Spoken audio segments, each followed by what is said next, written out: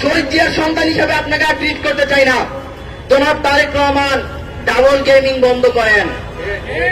শহীদ ওসমান হাদির কবর জিয়ারত করতে আসবেন, আর আপনার নেতাকর্মীকে দিয়ে জুলাই বিপ্লবীদের কটাক্ষ করবেন, ওসমান হাদিকে কটাক্ষ করবেন, ওসমান হাদির হত্যাকে নিয়ে কটাক্ষ করবেন, মেটিকুলাস ডিজাইন বলবেন। হ্যাঁ, আমরা সবকিছু মেটিকুলাস ডিজাইনের মধ্য দিয়ে শেখ হাসিনাকে উৎখাত করছি, কিন্তু বিগত 16 বছর কি করেছেন আপনারা? শেখ হাসিনার গোলাম হয়েছিলেন, শেখ হাসিনার গোলাম হয়েছিলেন। অস্বীকার করতে পারবেন? বিগত 16 বছর একটা সফল আন্দোলন আপনারা করতে পারেন নাই। আমরা 2018 সালে যখন সড়ক আন্দোলনের মধ্য দিয়ে বিপ্লবের সূচনা করলাম, সেটা 2024 সালে এসে আমরা সফল হয়েছি। আপনারা আওয়ামী লীগের সাথে সমঝোতায় ছিলেন। 2018 নির্বাচন আমরা ভুলে যাই নাই। রাতের নির্বাচনকে আপনারাই বৈধতা দিয়েছিলেন। 6 জন সংসদ সদস্য আপনারাই সংসদে পাঠিয়েছিলেন, আমরা পাঠাই নাই। ফ্যাসিবাদের সাথে আটক করলে আপনারা করেছেন, আমরা করি নাই। জনাব তারেক রহমান, আপনি ডাবল গেমিং বন্ধ করুন।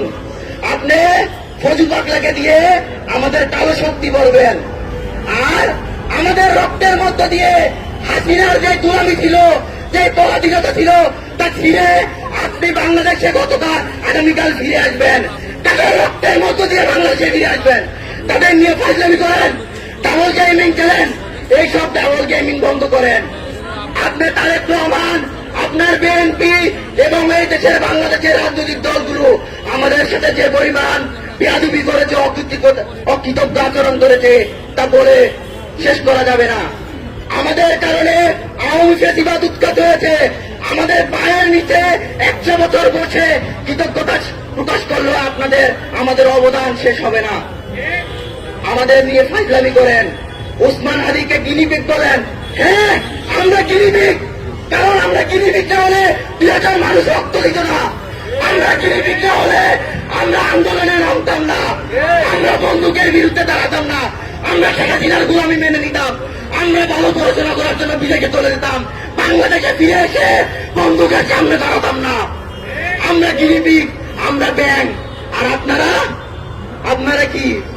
আপনারা হলেন শিয়াল। আমরা ছাইনা তাড়াইছি, এখন দেখি শিয়াল এসে বসছে। আপনারা কচুকের ক্যান্টনমেন্ট থেকে তাদের প্রেসক্রাইব করা কথা এখানে প্রসব করবেন, আর আমরা মেনে নেব